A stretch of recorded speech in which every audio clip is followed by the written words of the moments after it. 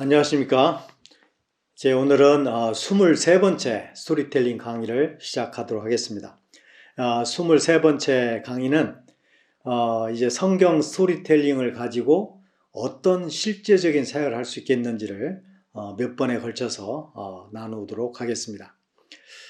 오늘은 특별히 이 성경 스토리텔링을 가지고 어떻게 전도할 수 있는지, 그리고 어떻게 성경 공부할 수 있는지 이 두 가지 경우를 오늘 한번 살펴보려고 합니다.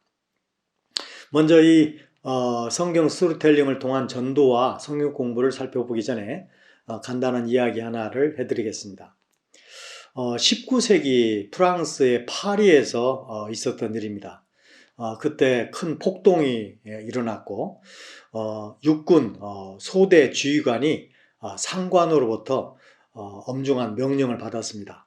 광장에 모여있는 폭도들에게 발포하라는 명령을 받게 되죠. 그래서 발포해서 이 광장을 깨끗이 비우라는 그런 명령을 듣게 됩니다. 그래서 이제 지휘관이 이제 군인들에게 이제 탄창을 다 나누어주고 다 이제 총을 가지고 그 광장에 진입하게 됩니다. 그리고 이 군인들을 배치해 가지고 이 총부리를 군중들에게 사격 자세로 다 총부리를 겨누게 하죠. 잠시 동안 아주 무시무시한 침묵의 시간이 흐르게 됩니다. 그리고 지휘관이 칼을 뽑아 들고 목청껏 외쳤습니다. 신사숙녀 여러분, 저는 폭도들에게 발포하라는 상관의 명령을 받았습니다. 하지만 제가 지금 제 앞에 있는 다수의 선량하고 존경할 만한 시민들만 보입니다. 저희가 안전하게 폭도들을 향해 발포할 수 있도록 선량한 시민들 분께서는 이 자리를 신속히 떠나 주실 것을 정중히 요청합니다. 그렇게 얘기를 했어요. 그러자 3분이 안 돼가지고 이 광장은 모든 사람이 다 떠나버린 텅 빈 광장이 되었어요. 사실 이 소대 지휘관의 이 지혜로운 이 제안 때문에, 지혜로운 이 말 때문에 사실 불미스러운 충격을 피하고 또 선의의 피해를 피한 그런 상황이 아니었나 생각이 됩니다. 우리가 지혜로운 제안 하나, 지혜로운 말 하나, 지혜로운 이야기 하나가 사실 불상사를 피할 수 있고 다른 사람의 혜택을 줄 수 있고 다른 사람의 아픔을 막을 수 있는 그런 경우가 얼마나 많은지 모르겠습니다.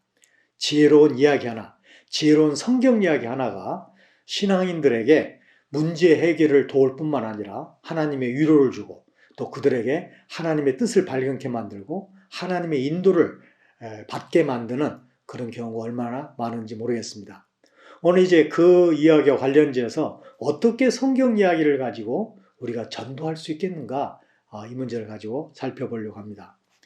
지금 한국은 전도가 어려운 시기라고 얘기합니다. 제가 알고 있는 학생 선교단체 간사님들 얘기를 들어보니까 심지어 이렇게 말씀하시는 분까지 제가 봤어요. 100명을 전하면 1명이 믿을까 말까 하다. 사실 인간은 풍요를 맛보게 되면 신앙에 대해서, 종교에 대해서 관심을 잃어버리는 그런 많은 경향을 가지고 있습니다. 그래서 풍요가 가장 신앙의 무서운 적이라고 말하기도 하죠. 어쨌든 이 전도가 힘든 시기에, 그래서 어떤 훌륭한 전도 방법을 써도 대부분의 사람들이 거절하죠. 나한테 전도를 하지 마세요. 나는 신앙이 싫습니다. 교회가 싫습니다. 기독교가 싫습니다. 이렇게 말하는 사람을 전도 현장에 가보면 쉽게 만날 수 있습니다. 그런데 우리가 이 어려운 시기를 할지라도 전도에 있어서 정말 효과적인 전도 방법 중 하나가 바로 이 스토리텔링을 통한 전도라고 말할 수 있습니다. 먼저 자신에 관한 이야기를 하고 그 이야기와 관련된 성경 이야기를 들려줌으로 복음을 전하는 것이죠. 우리가 복음 전파에 있어서 오해하지 말아야 할 것은 복음 전파는 설득이 아닙니다. 복음 전파는 복음을 제시하는 거죠. 그리고 그 제시한 복음을 듣고 그가 어떤 반응을 보일 거냐는 어쩌면 사실은 성령님께 달려있고 그 사람에게 달려있는 것이죠. 우리의 책임은 복음을 제시하는 것입니다. 지금 요즘에 복음 제시마저 어렵기 때문에 우리의 의무는, 우리의 사명은 복음을 효과적으로 제시하는 것입니다. 그런 방법에 있어서 이 스토리텔링 방법이야말로 굉장히 효과적이고 중요한 전략이 될 수 있습니다. 사람들은 어떤 논리적이고 체계적인 이야기를 하겠다고 그러면 굉장히 거기에 대한 반발을 준비를 하고 평가를 준비를 하지만 제가 이 얘기 하나 해도 되겠어요? 라고 초청을 한다면 대부분의 사람들은 뭔 얘기인데요? 한번 해보세요. 이렇게 말하는 게 보통 사람들의 태도입니다. 그래서 만약에 성경에 대해서 반감이 없는 사람이라면 성경 이야기 하나 해도 되겠냐? 그렇게도 괜찮고 아니면 성경 이야기에 대해서 반발심 있는 사람 같으면 오히려 자신의 이야기를 통해서 먼저 그의 마음을 열고 양해를 구한 다음에 그와 관련된 성경 이야기 하나 해도 되겠냐? 그렇게 해서 우리가 복음을 제시할 수 있을 것입니다. 그러면 어떻게 우리가 성경 이야기로 전도할 수 있을 것인가? 먼저는 물론 우리가 성경 이야기로 복음을 전할 수 있는 여러 개의 성경 이야기를 암기하고 훈련하는 게 중요하겠죠. 예를 들어서 한 8개 정도 또는 뭐 5개 정도의 복음 전하기에 편리한 그런 성경 이야기를 아주 잘 준비해 가지고 필요에 따라서 상황에 따라서 사람에 따라서 이야기를 들려주는 것은 아주 좋은 방법일 것입니다. 특별히 이 스토리텔링 방식의 이 전도는 가까운 사람에게도 아주 효과적입니다. 사실 우리 굉장히 가까운 가족이나 가까운 친구에게 복음을 전하는 게 쉽지가 않죠. 그런데 그런 분들에게도 내가 이야기 하나 해도 되겠냐? 그렇게 하고 성경 이야기를 들려주는 것은 의의를 상하지도 않으면서도 그가 거절해도 큰 문제가 되지 않는 전도 방법이 될 것입니다. 우리가 먼저 해야 할 것은 먼저 기도가 항상 필수라는 것입니다. 모든 영적인 행동이 마찬가지듯이 이 복음을 전하는 일은 굉장히 강한 영적인 반발을 사탄으로부터 받을 수 있는 행동입니다. 사실 우리가 어쩌면 사탄의 반발과 반대와 방해를 받지 않는 것은 복음을 전하지 않기 때문일 수 있어요. 사실 복음을 전하려고 들면 어떤 형태로든 간에 사탄은 그것을 방해합니다. 그래서 기도하는 게 중요하죠. 나를 위해서, 전도 대상자를 위해서, 또 말씀 준비를 위해서 기도하는 것이 중요합니다. 그 다음에 두 번째로는 들을 사람에 대해서 기도할 뿐만 아니라 그 사람에 대해서 많이 알수록 유리합니다. 우리가 그 사람에 대해서 물론 오다 가다 길에서 만난 사람에게 전도할 경우도 있겠지만 그런 사람은 뭐 잘 모르겠죠. 하지만 우리가 알만한 사람, 교제권에 있는 사람에게 전도할 때는 그 사람에 대해서 많이 알수록 그 사람에게 전도하는데 유리한 고지에 쓸 수 있습니다. 그래서 그 사람에 대해서 나름대로 연구도 하고 또 생각도 하고 또 나름대로 자료도 수집한다면 그 사람에 대해서 많이 알수록 전도에 효과적일 것입니다. 세 번째로는 전도하는 사람이 목적을 가지고 접근해야 된다는 것입니다. 그냥 뭐 만나보지, 되나 캐나 해보지 그런 게 아니라 이 사람이 신앙에 대해서 전혀 관심이 없으니까 오늘은 신앙의 필요성에 대해서 한번 얘기해 보겠다. 오늘은 한번 교회에 대해서 해보겠다. 오늘은 그냥 인간답게 사는 삶에 대해서 얘기해 보겠다. 그 사람에게 맞는 목적을 정하는 게 중요하죠. 오늘은 한번 복음을 전해보겠다. 뭐 이런 식으로 목적을 정하는 게 굉장히 중요합니다. 그 다음에 네 번째로는 반드시 그 복음을 듣는 사람에게 시간에 대해서 물어야 됩니다. 얼마나 시간을 내실 수 있는지. 그래서 5분이라고 그러면 5분에 맞춰서 전하는 것이고 30분이면 여유 있게 전할 수 있는 것이죠. 만약에 그분이 말한 시간을 넘길 경우에는 굉장히 조심해야 됩니다. 만약에 그분이 10분밖에 없다고 그랬는데 20분, 30분을 물고 늘어지면 아마 그분은 다시는 예수 믿는 사람을 만나고 싶어 하지 않을 것입니다. 그래서 시간을 먼저 물어보고 그 시간을 반드시 지키라는 것입니다. 그 다음에 다섯 번째 마지막으로 진심으로 경청하는 자세가 필요하다는 것입니다. 사실 우리가 이야기를 하려고 가는 것이 전도기 때문에 그 사람이 제 이야기를 경청해야 되겠죠. 그러나 그 사람이 내 얘기를 경청하기를 원한다면 내가 그 사람의 몇 마디 말이든지 간에 내가 먼저 경청하는 것이 굉장히 중요합니다.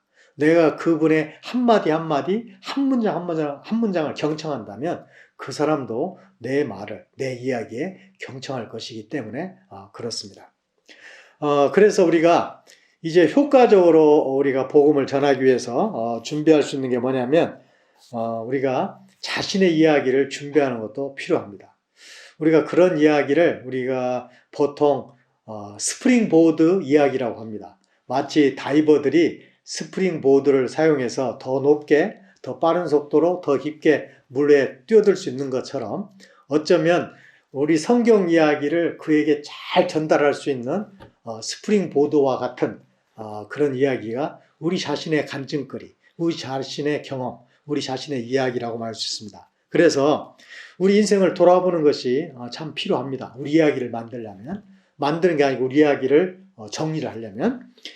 그래서 인생을 돌아보면서 어떤 때 나는 기쁨과 성취감과 어떤 인생의 전환점이 있었는지, 고난과 고난의 극복이 있었는지, 또 어떤 슬픔과 아픔을 변화가 있었는지, 이런 모든 내용들에 대한 자신의 인생을 돌아봄으로 이야기들을 정리해 두는 것이 필요합니다. 그리고 그 정리한 이야기에 대해서 그 의미를 탐구하는 것도 좋겠죠. 그 다음에 그 이야기가 갖고 있는 가치를 명확하게 한 다음에 이제 그 이야기와 이제 성경 이야기와의 연결을 시키는 것이 바로 전도라고 말할 수 있습니다. 그래서 내가 준비한 나의 이야기, 나의 간증 이야기, 성경 이야기를 가지고 복음을 전하는 것입니다. 이제 두 번째로 이 스토리텔링 방식을 가지고 우리가 할 수 있는 게 바로 성경 공부라고 말할 수 있습니다. 제가 금요일 날마다 하고 있는 성경 공부가 모든 스토리텔링 방식의 성경 공부의 모든 걸 보여주는 건 아니지만 먼저 스토리텔링 성경 공부는 인도자가 성경 이야기를 완벽하게 외워서 이야기로 들려주고 질문을 통해서 그걸 나누어가는 것이 성경 공부 방법입니다. 제가 금요일에 하는 방법에서는 하지 않는데 보통 제가 성경 공부를 할 때는 시간을 가지고 할 때는 제가 먼저 한번 들려드리고 그 다음에 듣는 사람 중에서 자원자를 받는 거죠. 누가 한번 이 얘기를 해보시겠습니까? 그 다음에 그 이야기와 제가 한 이야기를 비교해서 어느 부분이 빠지고 어느 부분이 바뀌었는지를 찾아내는 겁니다. 그렇게 하면 그 이야기에 대해서 좀 더 자세하게 이제 알아가게 되죠. 그 다음에는 이제 제가 간단한 관찰 질문을 통해서 전체를 한번 복습하는 것입니다. 어디서 나왔습니까? 누가 나왔습니까? 누구를 만났습니까? 이런 식으로 전체 얘기를 다 복습하죠. 그렇게 되면 벌써 이야기를 2번, 3번, 4번 정도 복습하는 효과가 있게 되고 이제 성경 이야기에 대해서 내용을 충분히 알게 된 다음에 이제 가장 그들이 알고 싶어하는 질문, 그들이 궁금해하는 질문이나 중요한 내용부터 질문을 해나감으로 성경을 해나가는 것입니다. 그리고 마지막에는 반드시 적용 질문을 해서 그 말씀을, 그 이야기를, 그 들은 내용을 삶에 적용할 수 있도록 하는 것이 바로 성경 스토리텔링, 성경 공부라고 말할 수 있겠습니다. 제가 금요일마다 간접적으로나마 성경 공부를 하기 때문에 성경 공부, 스토리텔링 성경 공부는 이 정도로 하도록 하겠습니다. 이것으로서 강의는 마치고요. 이제 제가 마지막으로 간단한 우리 마을에 있었던 이야기 하나를 해드리고 오늘 강의 전체를 마무리하려고 합니다. 오늘은 마사로 모모나웨라는 단어를 여러분에게 소개하려고 합니다. 이 마사로 모모나웨는 우리 부족 사람들, 꾸에르바 사람들에게 있는 아주 중요한 일상생활에 꼭 중요한 단어입니다. 이 마사로라는 말은 일이라는 뜻이고요. 모모나웨 이건 함께라는 뜻입니다. 그래서 마사레 모모나웨는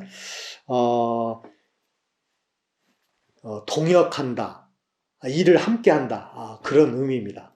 그래서 마을에 공동의 일을 하거나 모든 사람의 노력이 함께 되어야만 이루어질 수 있는 큰일 같은 경우는 반드시 마사로 모모나웨라는 것을 하게 되죠. 사실 이게 바로 우리 신앙에 있어서나 우리의 삶에 있어서의 동역의 중요성을 이야기하는 것이라고 말할 수 있습니다.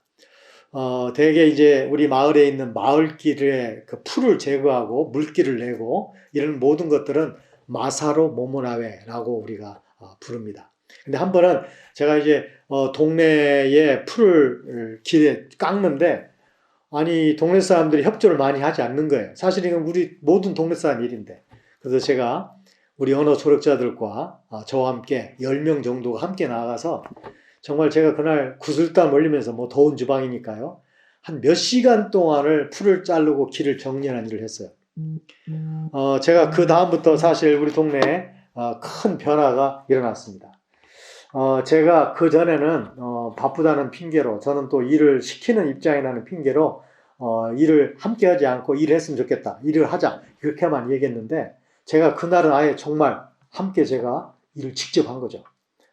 그 다음부터 우리 동네 사람들의 일이 굉장히 동력이 잘 이루어지는 것을 제가 보게 되었습니다.